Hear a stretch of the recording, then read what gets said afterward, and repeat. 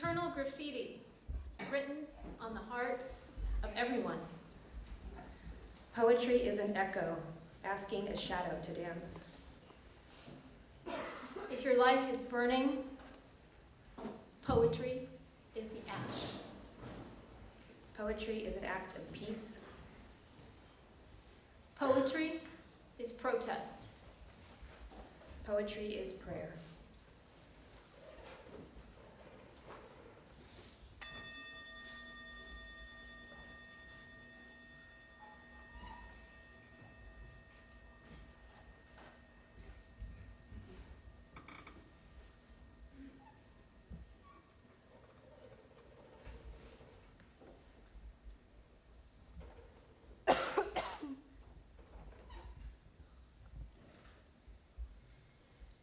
Today we gather to celebrate poetry.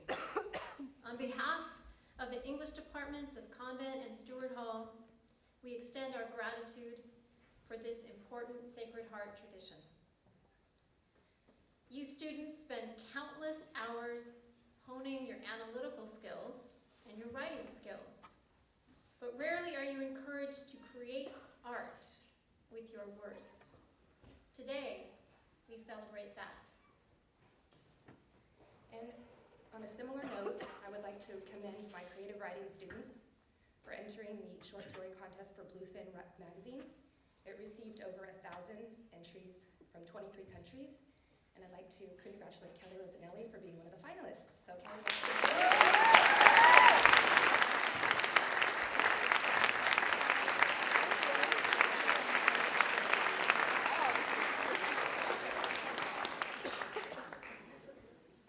we welcome our poet performers.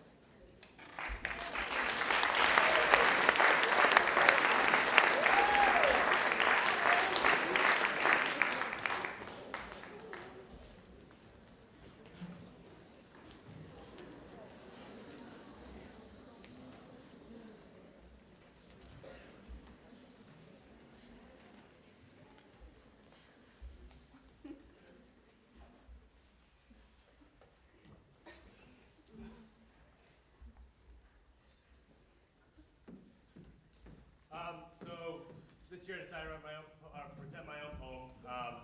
So this is one I wrote. It's called Just Another Love Poem. Thank you. Does everyone hear me? Roses are red and violets are blue was the start to every love poem I ever wrote as a kid. You see, it's easy to write about love when the only things you cared about included new toys and Sunday morning reruns. But my definition of love to this day is rather different. My definition of love does not include the warmth of my parents' bed or all signs of a child's innocence. My definition of love does not include the simplicity of roses are red and violets are blue that once made me smile. She told me that I didn't know how strong love was. Ashamed and regretful, I learned that I had been looking for love in the bottom of bottles, in the midst of smoke. Something that we teenagers seem to do much too often, like trying to grow up faster than we actually can. We live nights where the age of 21 is as irrelevant as our true selves, as irrelevant as our state of mind, which can never be more temporary, as irrelevant as our ability to discern what is right for us. I have learned that night is nothing but these materialistic asphyxiations, these sudden losses of adulations based off the short spikes of sensations where all desperations and anticipations to find love are only found sometime around midnight. The time where alcohol and the smoke we blow seem to shatter every daydream you could ever have. You see, us kids don't drink for the good times or pleasure. We drink to escape every truth in our lives while the sun escapes the sky. So when she told me that I didn't know how strong love was, I pointed to the grass and the ground and asked, how can I when nothing grows at night? I have learned that morning dew is nothing but the tears we cry from unkept daydreams, from the love we encounter but cannot keep, and what we see but cannot feel. How can I experience love in moments and hours when that is all that love seems to offer me? I have learned that roses and violets do not grow at night, so why should I ever expect love to do the same for me?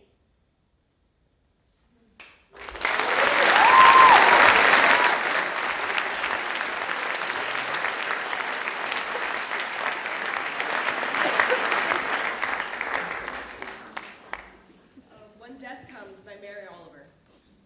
When death comes, like a hungry bear in autumn, When death comes and takes all the bright coins from his purse to buy me and snaps the purse shut. When death comes like the measles pox. When death comes like an iceberg between the shoulder blades. I want to step through the door full of curiosity, wondering, what is it going to be like, that cottage of darkness? And therefore, I look upon everything as a brotherhood and a sisterhood. And I think of time as no more than an idea, and I consider eternity as another possibility. And I think of each life as a flower, as common as a field daisy, and as singular. And I think of each name as a comfortable music in the mouth, tending as all music does towards silence. And each body a lion of courage and something precious to the earth. When it's over, I want to say I was the bridegroom married to amazement. I was the bride taking the world into my arms. When it's over, I don't want to wonder if I've made my life something particular and real. I don't want to end up sighing and frightened or full of argument. I don't want to end up simply having visited this world. Thank you.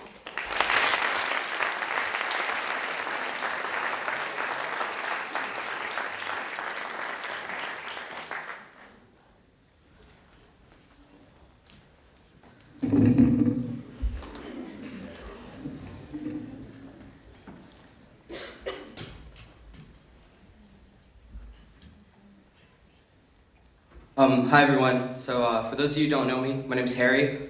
And when I wrote my poem for my English class, I actually wrote it from a song that I wrote a couple weeks ago, and so I'm gonna sing it for you today. It's called Tears from Heaven.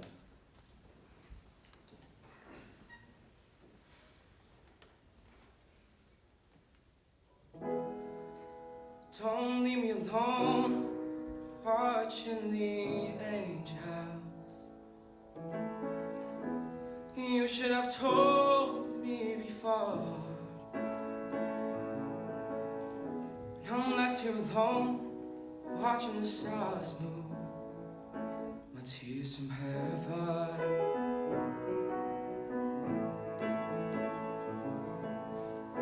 You don't belong there in heaven, 'cause I need you home. Looking back at my one-way mirror, seeing the ghost of you.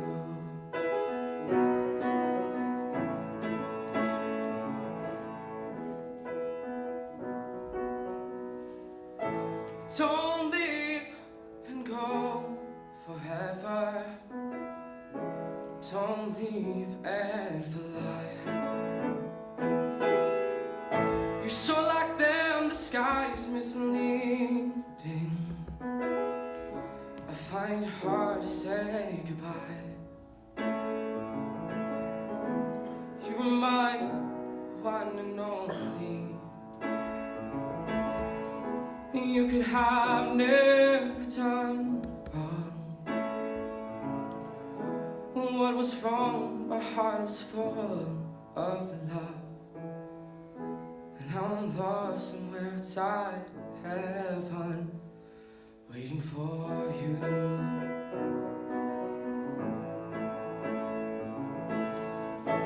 Don't leave and go forever. Don't leave and fly. You're so like them, but the sky is misleading. I find it hard to say goodbye. But don't dry my tears from heaven. Memory keeps fading past me, like the ocean crashes the shore.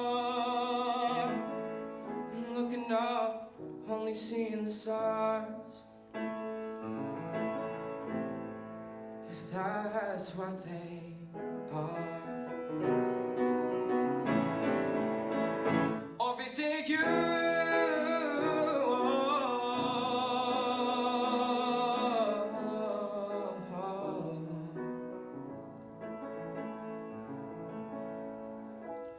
Don't leave me alone, watching the angels. You should have told me before. left here alone with my thoughts, my tears falling from heaven, my tears from heaven.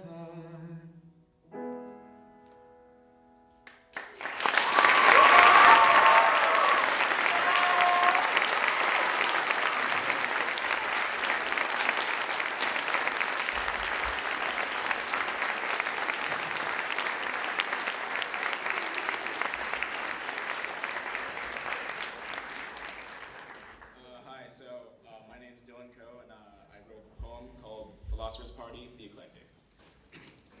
I fancy myself a philosopher, a polymath like in antiquity, a man of substance with a mind as full as the stomachs of affluent Roman rhetorics. I am an eclectic, but that makes my mind just as hectic. Eclectic. Hectic. For what is the sum or use of a word if it can't make you heard? As Plato encounters Mozart in the alley of my mind, Jung chortles with Caesar, sipping his wine. Aristotle hosts a soiree with the material cause of fun, but Hemingway wants to omit. The result is but an empty pit. For what is the use of precept and maxim if you can't use it to take action? Knowledge makes you free, but it also cripples when you can't glean anything from a philosopher's party. Eclectic. Hectic. The schools inundate me with knowledge. Does it mildew and corrode, or pile up, then implode? The gravity of knowledge is only a burden. When options are infinite, the future is uncertain. For what use are tools of expression if they only become tools of oppression? When life becomes rote and you can't even emote? What good is rational thought when feeling is forgot and fun is absent from a philosopher's party? Eclectic. Hectic. Atop their ivory tower, they proclaim knowledge is power, but its mass is utterly crippling when thoughts are echoing and rippling inside my fragile mind. My head is spinning at an impossible rate. The brain caves in under its own weight, and I am rendered blind. What use are graphs when you can't see in front of you, or languages when you can't even speak, when everything seems lost in a philosopher's party? Eclectic. Hectic. Kant preaches his imperative with Archimedes. Buddha teaches frugality. Do you even need these? They both drink with Socrates. Don't mind the poison berries. Faulkner praises his homeland with his southern drawl. Despite my intellectual bustle, I know nothing at all. Eclectic. Hectic. The dates, concepts, tenets, names, and their antics make me all the more frantic when everything starts to collapse in a philosopher's party. I fancy myself a philosopher, a polymath, and eclectic, but that only makes my mind all the more hectic.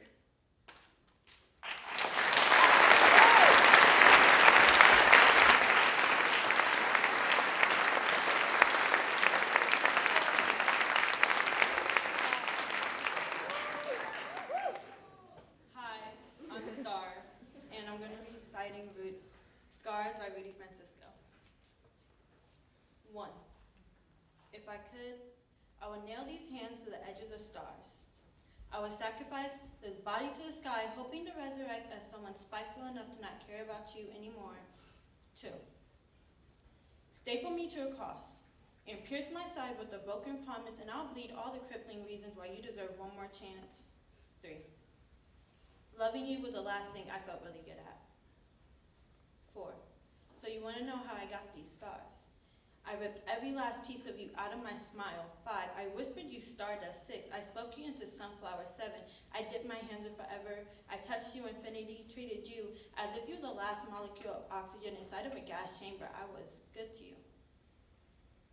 8. So you want to know how I got these scars? I swallowed my pride and it clawed its way out of my mouth. 9. I realized I was never really your boyfriend. I was just your hype man. 10. I hope your next boyfriend gets smallpox. 10. Yes, I said smallpox. 10. I hate you. 10. But I miss you. 10. It's hard for me to count when I get emotional. 10. I heard that over 90% of human interaction is nonverbal, so 10. If I could, I would tie your arms down to a daydream, then auction you off to my fondest memories. See, I wrote this own poem in my own spinal fluid. I put it on the backbone of a white flag, so before you read it, you already know that I've given up. I'll just keep you here, shackled, pressed to the basement of my eyelids, like liquid salvation. So I remember you beautiful, with amazing, underneath your wings in an orchid smile, you gorgeous earthquake. You cracked hourglass with sand spilling from behind your ribs. You wasted my time. How dare you? How dare you kiss me, then linger on my lips with excuses stapled to the roof of your mouth. I still remember you, like a dream tattooed to the inner walls of my long-term memory. And some days, I wonder if you existed at all. But most of all, you want to know how I got these scars? I got these scars the day I fell in love with you. I landed face first.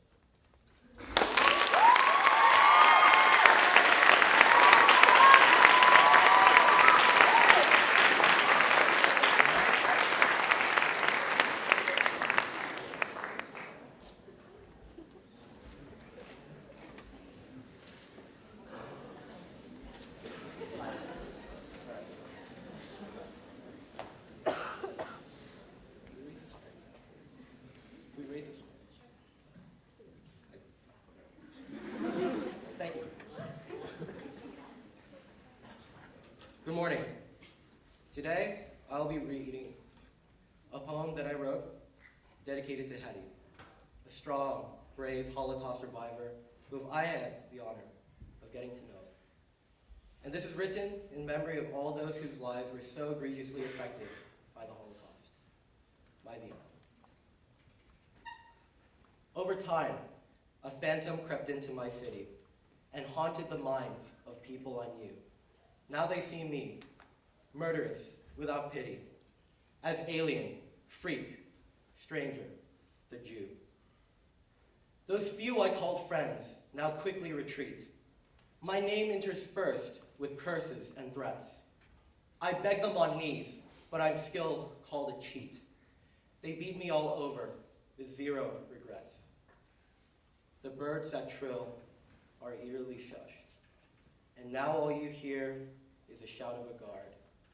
This is my Vienna, where bright dreams are crushed. This is my Vienna, the bleeding and marred.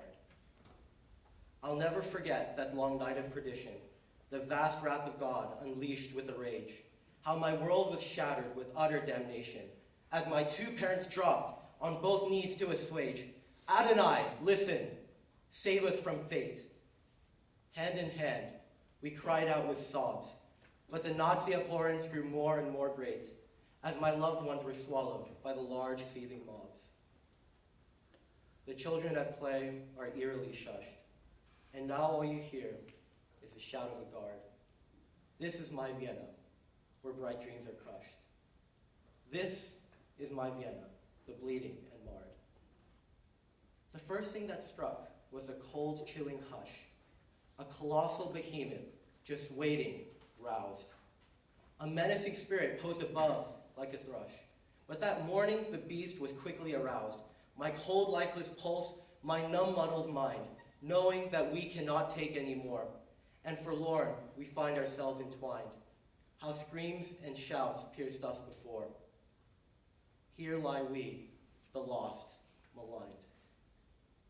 The family laughter was eerily shushed, and now all you hear is a shout of a guard. This is my Vienna, where bright dreams are crushed. This is my Vienna, the bleeding and marred.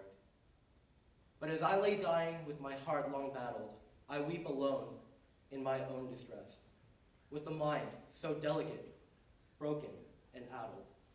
My sanity in shambles, the dark I caress. For I am sadness, yet I am hope. For I am sorrow, yet I am faith. I, my master, my fate to cope. We, the victims of the Nazi rape. The angels that sing are eerily shushed, and now all you hear is a shout of a guard. This is my Vienna, where bright dreams are crushed. This is my Vienna, the bleeding and marred. Thank you.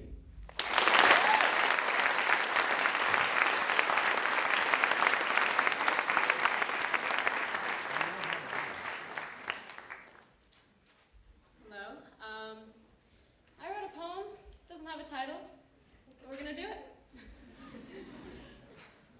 Don't forget who you are. The loud-mouthed Armenian teacher always preached to me. Her words were as effective as those anti-wrinkle creams you see on infomercials. People asked me, "Are you proud of who you are?" I'd say, "Of course I am." I'd lie. Forget who you are. I entered a real world where a memory can be lost in a void, and it can never be fished out. The girl who hid under her bed was thrown away without a doubt. People asked me, "What's your name?" And I didn't tell them I was Lisabel. I told them I was Lisa. Lisa made friends and killed memories. Coming back home, my parents told me to keep who I am. Keep Lisabel. Lisabel is different. No. Lisabel was Armenian. What the hell is an Armenian? In a real world, the only Armenians who mattered were the Kardashians. Be honest, no one likes the Kardashians. But I was blind, because killing off memory was like taking painkillers for a broken arm. The problem never really left, you just didn't feel it. It lingered along like a cape that strangled at the neck, and loosening it was impossible. I hated that cape. But one day I walked in a crowd, an entire ocean of capes, just like mine, and it strangled all of us. The burden of who we are. And looking at all those capes made Lisabel look a little less insane. It took me 5 years to realize that Lisa was only a name wrapped with a series of beautiful lies, because all I wanted was for people to laugh at my jokes, to have a chance to distort my fate, and to just have someone ask me out on a date, to say hi to me, to actually give a shit. But she would just die off, forgotten. Lisabel endured the mockery and the weirded out glances because she finally figured out that the burden of who you are, big nose, hairy arms, crooked teeth, an alcoholic tendency, and everything in between, it isn't a burden, it's an honor, it's a privilege, and God damn it, it's beautiful.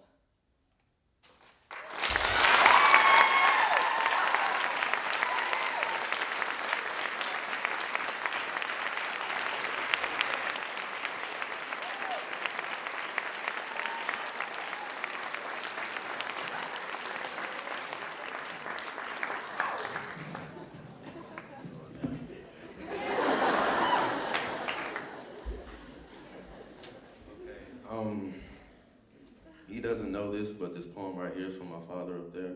Pleasant surprise for him. Everybody say hi. Unfortunately, you can't follow him on Instagram, so I'm sorry about that. It's called For My Father. I know a man that could fly.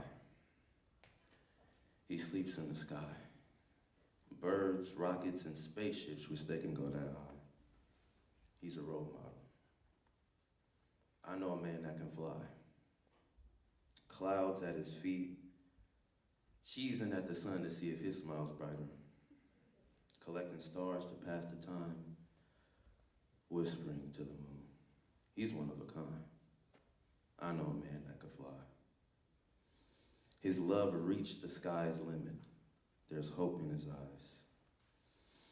Always there when I ask, "What's up?" His support as consistent as a peaceful blue sky. I know a man that can fly. Since birth, I was looking up. Childhood lifted me up. In my adolescence, I'm floating up. Adulthood is where it find me in the sky. That man nurtured me since birth, taught me in my childhood, motivates me in my adolescence, and will smile when I'm with him in the sky. When you ask me, how do you manage to smile so much and why?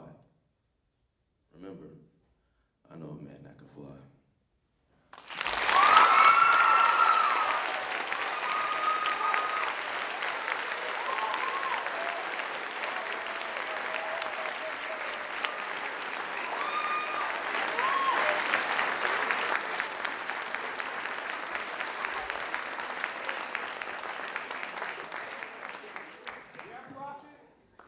Hi there, everybody. My name is Duncan MacDonald, and I wrote a poem that is taking some of the words from the great Langston Hughes. I entitled it, "What Happens to an Icy Dream Deferred?" My friend's gonna help me. It is not easy to know what is true for you or me, but I know that I hold art with the highest degree. Could one feel art as a temperature, you wonder? I don't know, man. Perhaps it was verbal blunder. But back to art, Duncan. Please don't get distracted, as you do with everything as if your brain were subtracted. If we continue to do nothing, unlike me with a blank canvas, our dream will be deferred as our earth cannot withstand us. It is not easy to know what is true for you or me, but I enjoy living with the penguins in the Arctic Sea. We'd wear black and white tuxedos and nice rubber shoes. We'd paint pictures all day and would never get the blues. Oh, blues, I absolutely abhor you. I could escape your wrath in my picturesque igloo. It's not easy to know what is true for you or me, but I'm getting awfully tired of the same scenery. Now, I don't mean the city, man. I love it here. I feel like this metropolis is simply top tier. But I'm getting tired of the pollution and the grimy streets. The temperature's increasing, and I don't like the heat. It's not easy to know what is true for you or me, but I know in my ice fortress, I'll be as happy as I can be. My penguins and I will be dressed in mammoth pelts. We'll enjoy our lives until our icy dream melts.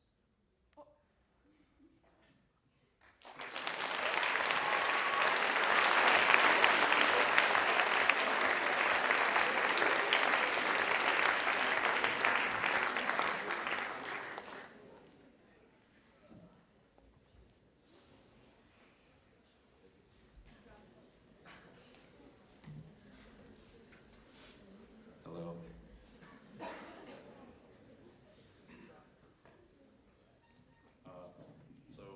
This is one inspired by one of my favorite stand-up comedians, George Carlin. He didn't pay me to say this. He's dead. So, I'm gonna say it. All right. That's for aesthetic. Thank you.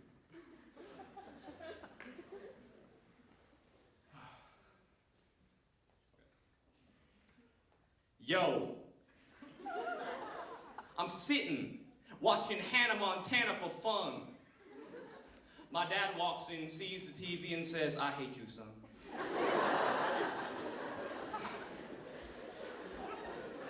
I live in a world where children cry, parents mourn, and siblings die. They're crying out, and my ears are deaf because I'm too busy watching reruns of Iron Chef. See, I know my cause can affect the stone that feeds the ripples, but that Asian guy just baked the cake out of spider nipples.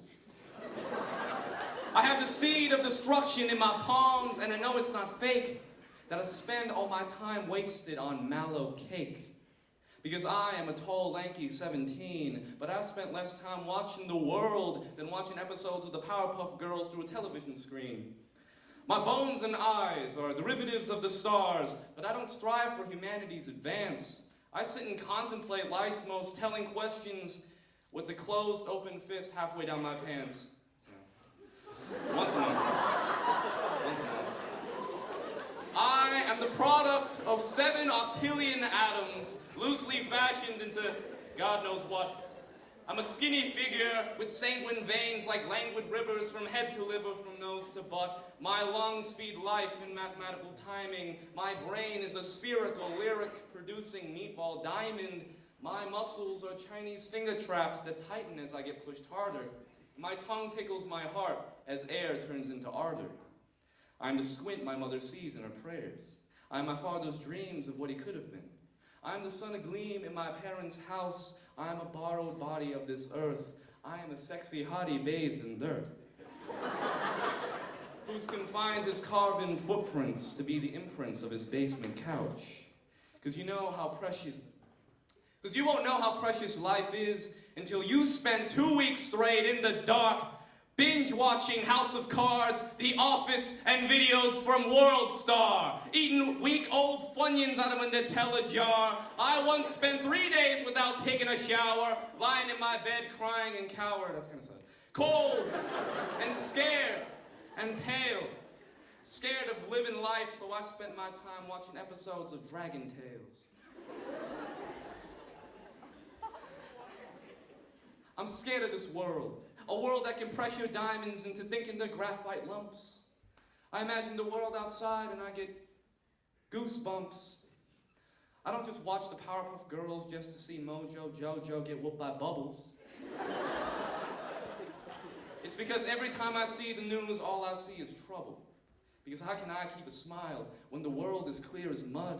When bodies mix bullets with blood because politicians want to play tug of war? There's homicides, rape, disease, and death, homeless people, and that new album by Kanye West. Terrible thing, guys. But even if all these things are true, complaining that I'm too powerless while doing nothing about these things, that's a catch-22. Being scared doesn't mean you suck. We all suck. It just means that you care a bit too much. And you spend all your time dreaming. You've never realized that life isn't beautiful, guys. It never was. It's us that makes life beautiful. Hashtag deep. So let us bring peace in the form of calm palms, because we can't hold hands with closed fists. Like Atlas can't hold the sky with limp wrists, or Shakespeare can't pen a book without sounding like a dick. Let us bring peace for our children before they grow up and repeat our mistakes. Because those who wear rose-colored glasses forget that those glasses were stained. Those glasses were stained in their ancestors' blood. There's a green light at the end of the bay, but those houses were too expensive anyway. Let's get a tattoo that says, "Screw you, Fox News," and drink some alcohol, free booze, and listen to the tune of your inner muse. No drugs. Let's march through the valleys of Cali and rally spectacular, screaming vernacular rap lyrics. Let's hear it with no intimates, in intimate, intimidating shouts. If you can feel me, can I hear a hell yeah? If you don't want to cry yourself to sleep, can I hear a hell yeah? Hell yeah! If you're sick and tired of being a virgin, can I hear you say hell yeah?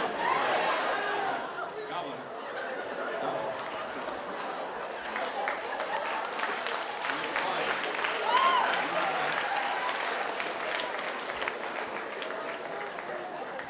It's not my fault. I'm just here reading. Because the universe was never holding you back. You are the universe, no matter what form you take. You may not get your dream this time, but you'll come back in tens or hundreds or thousands of years or millions of years as a newer, sexier form.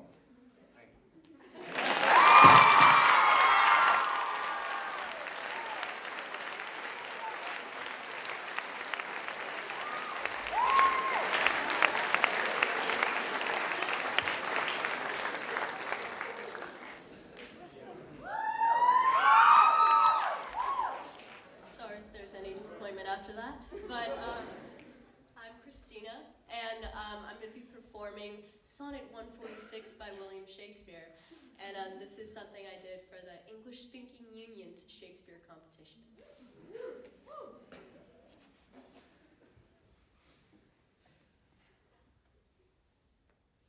Poor soul, the center of my sinful earth. Why feedest these rebel powers that thee array? Why dost thou pine within and suffer dearth, painting thy outward walls so costly gay? Why so large cost? Having so short a lease, dost thou upon thy fading mansion spend? Shall worms, inheritors of this excess, eat up thy charge? Is this thy body's end? Then, soul, live thou upon thy servant's loss, and let that pine to aggravate thy store. By terms divine, in selling hours of dross, within be fed, without be rich no more. So shalt thou feed on death that feeds on men. And death, once dead, there's no more dying then. Thank you.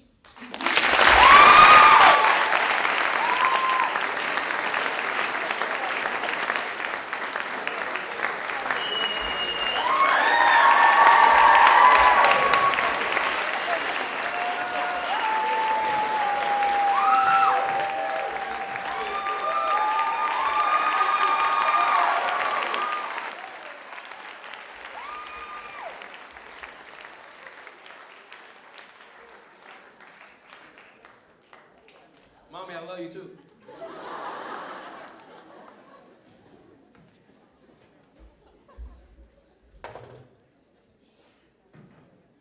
Wow, I think we need to applaud our poets one more time.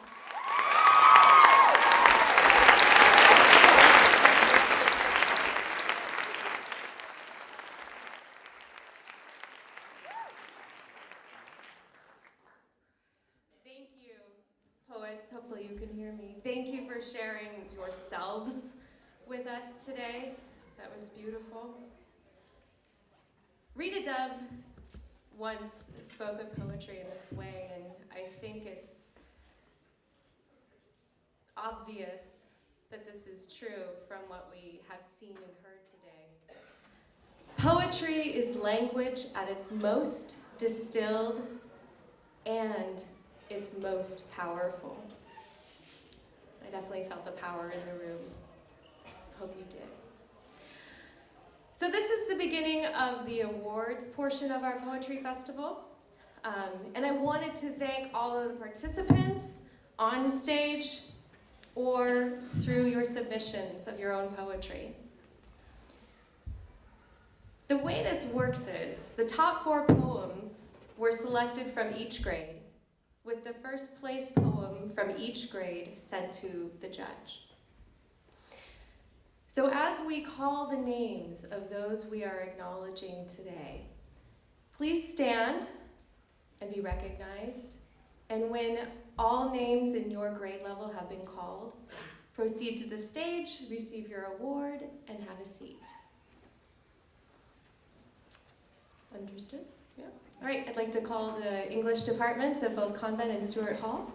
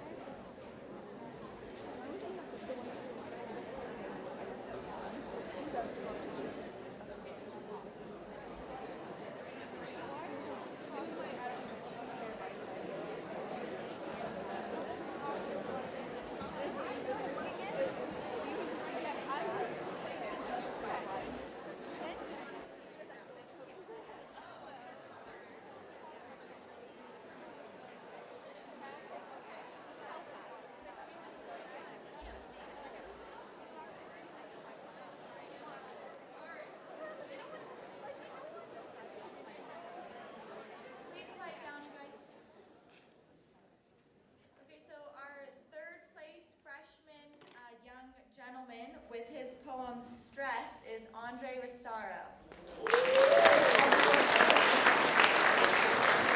And our third place winner for the freshman class is Sienna Ryan with Gothic Poem.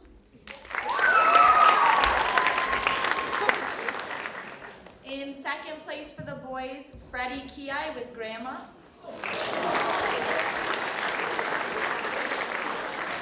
And in second place, we have Annabelle Leung with November.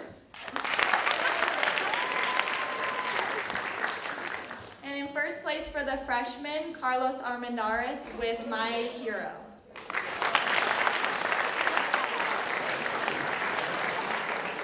And in first place, we have Fiona Middlestat with A Cat's Perspective.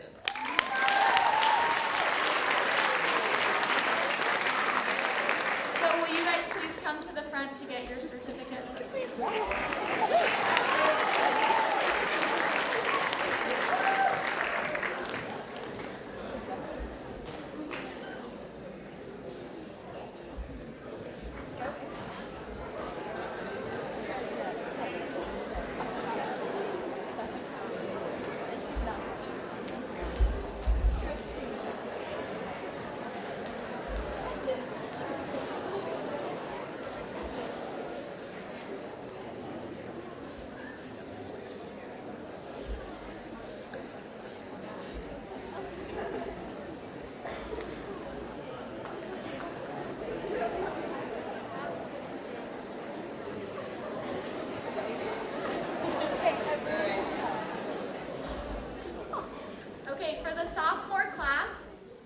have in third place with his untitled poem, Owen Hackle.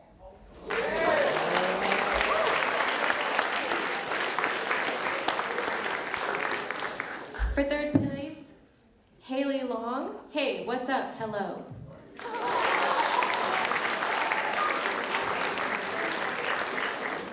In second place, as you heard performed, Leon Size, My Vienna.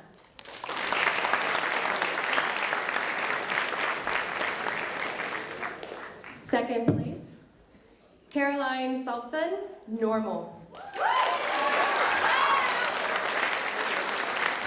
And in first place, with Life Goes On, Dylan Kelly.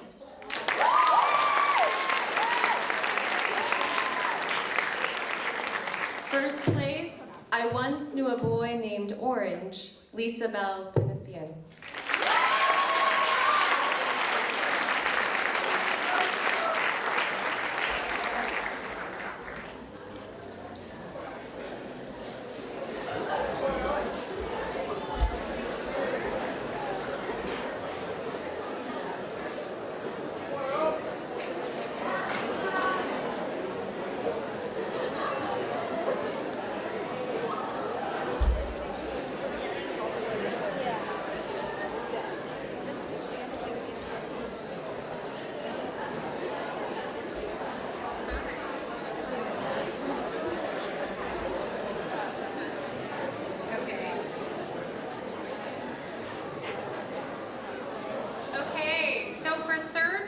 The juniors, for his poem entitled The Proof Behind Existence, we have Zeke Crawford.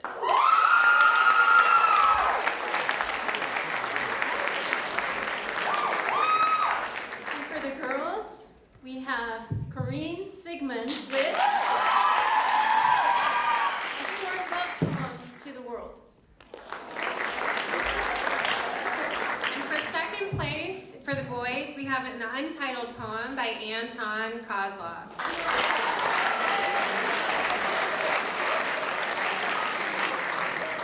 Second place for the junior girls, Caitlin Cook Davis, We Wake Up.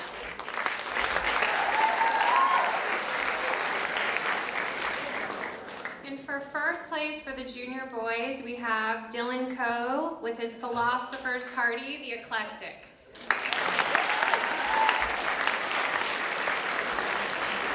And first place for the junior girls, Allie Kelleher, The Flower Who Loved the Sun. Come on up.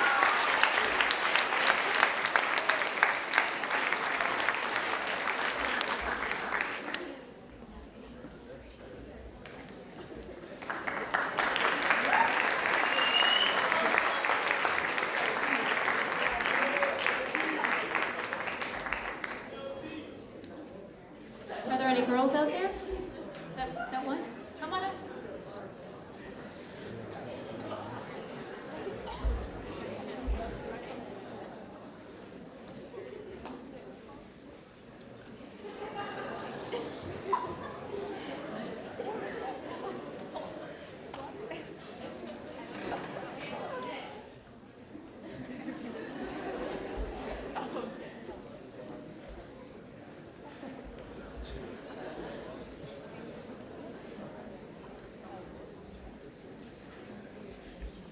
And for the senior submissions, the third place award goes to Charlie O'Connell for his poem, But the Electric Sun Never Sets.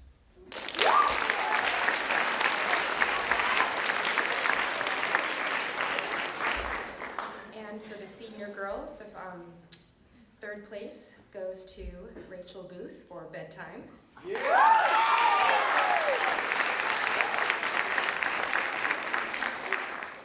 For the seniors, second place goes to Will Hackle for his poem, Tainted Perfection.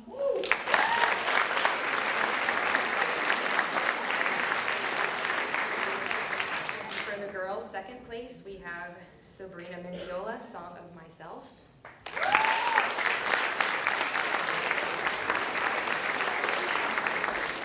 And first place for the senior boys goes to Ty Ryan for his poem, Tests.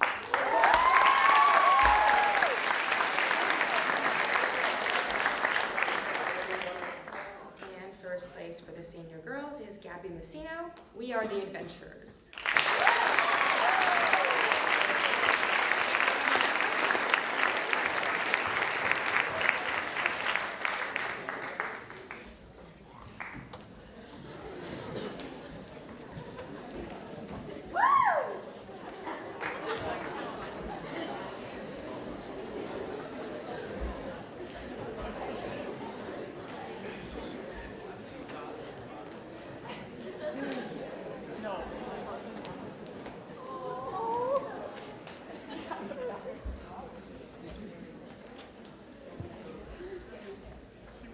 I'm also going to present our poetry professional who is going to pick the overall winner.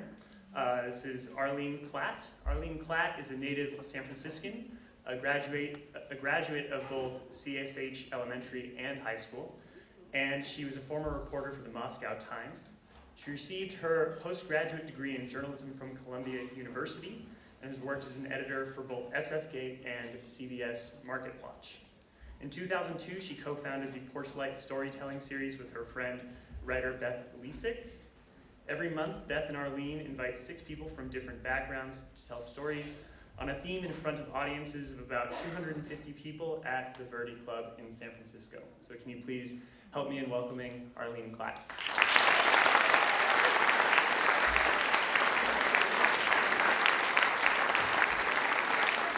I'm feeling very judgmental right now. I went to Convent actually with India Tiriot's mom was my best friend from about 8th grade on, and she actually still is to this day.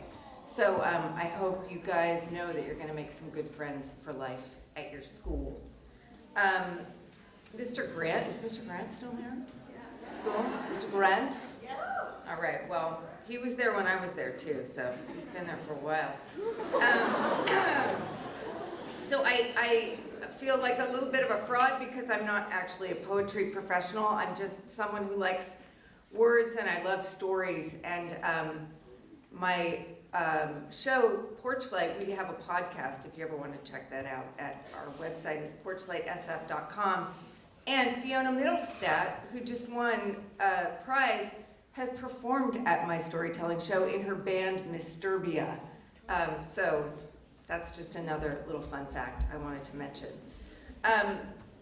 Okay, so I am just a lady who likes words, and I got into writing because I'm not really quick thinking on the fly, but I like having an extra few minutes. Like, I'm always that person who, leaving an argument, like 5 minutes later, remembers what I should have said and what the perfect line would have been. So that's why I love writing, and I feel that poetry, to me, is successful if it makes me feel something and it changes my perspective.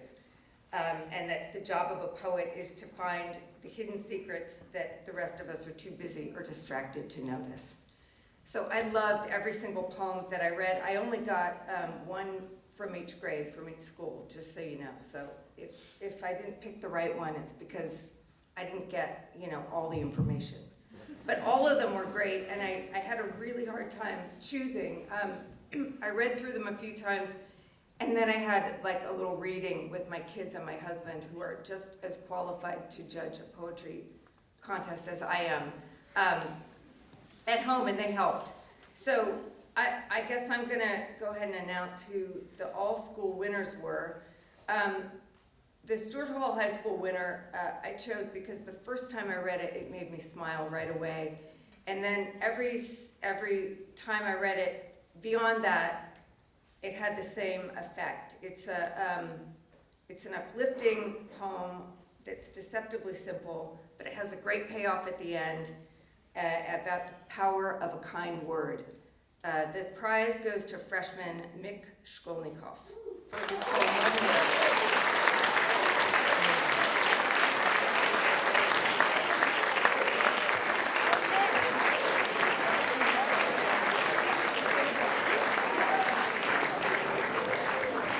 And then, Convent girls, you're very sophisticated. I want you to know every one of those poems was intense and beautiful, and it was really hard to pick a winner, but I had to. So I chose a poem that every time I read it, I noticed something new. And I also wondered if the writer was enlightened, an enlightened being. It's a compelling and intense poem about the nature of impermanence. And the winner is Sydney O'Neill for her poem, White Lilies.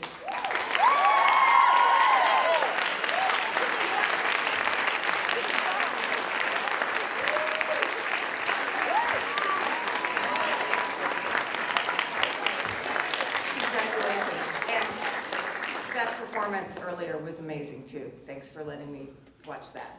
Thank you.